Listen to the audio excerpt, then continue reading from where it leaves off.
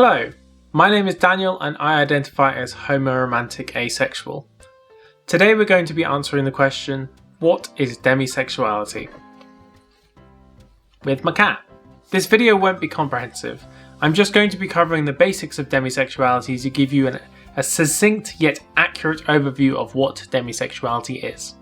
Let's start with a definition. Demisexuality is defined as not feeling sexual attraction towards people of any gender until a strong emotional bond is formed with someone. Usually, this emotional bond takes the form of a platonic friendship or a romantic relationship. Unlike other orientations, demisexuality describes how you feel attraction, and not whom you're feeling the attraction towards. Because of this, people will sometimes use demisexuality as a modifier on other sexual identities. For example, they may identify as demi-homosexual, as demi-straight, or as pan-demisexual. But what does it mean to form a strong emotional bond with someone? What is the trigger that causes a demisexual person to feel sexual attraction? Honestly, that can depend from person to person.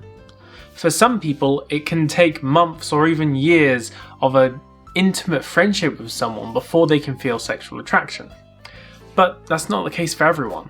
As with all things to do about sexuality, it's a spectrum. It is worth noting that demisexuality does not preclude feeling other forms of attraction before forming that emotional bond. A demisexual may be platonically, sensually, or even romantically attracted to someone before they are able to feel sexual attraction. If you want to hear more about the types of attraction, see my video on the split attraction model.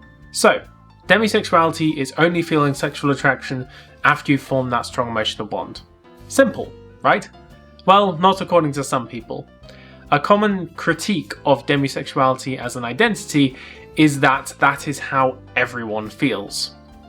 This is often coming from a place where people assume that demisexuals are straight people who are just trying to muscle in on the LGBT+ community by creating a label for themselves.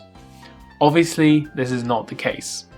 And not only because someone who is demisexual can be queer in other ways, such as being trans or non-binary, or feeling sexual or romantic attraction towards people of their own gender or to multiple genders.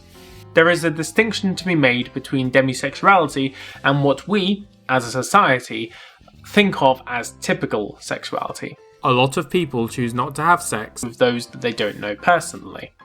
This could be for sexual health reasons, it could be for religious abstinence, or it could just be that they don't enjoy casual sex. However, even though those people choose not to have sex, they may still be feeling sexual attraction.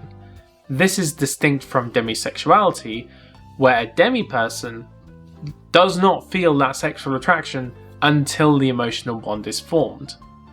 It's the difference between abstinence, a choice you're making for whatever reason not to have sex, and not feeling sexual attraction.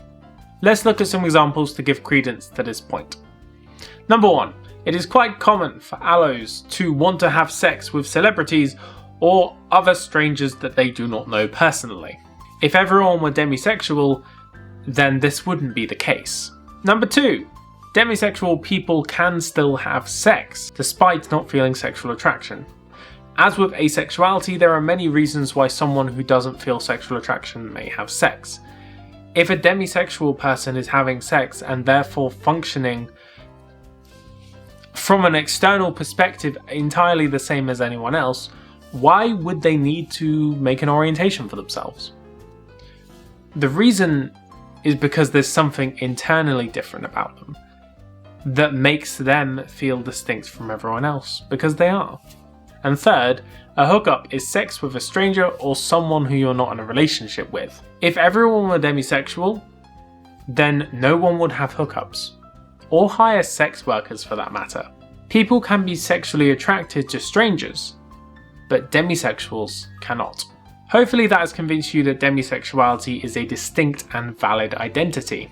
There is a broad range of experiences even within the demisexual community, so I'm sure that this video hasn't covered all of the nuances, but I hope that it was a good introduction to demisexuality. At the end of the day, it is the choice of the individual to identify as demisexual. If that's the label that fits them best, then that label should be respected. Identities help us better discuss our experiences and find people whose experiences are similar to our own. Going forward with this series, I'm going to be covering more Aspec identities and topics within the Ace and Arrow communities. The next videos in this series will be about Aspec microlabels. If you have a microlabel in particular that you want to bring to my attention, then please do let me know. Otherwise, I hope you enjoyed this video and have a wonderful day.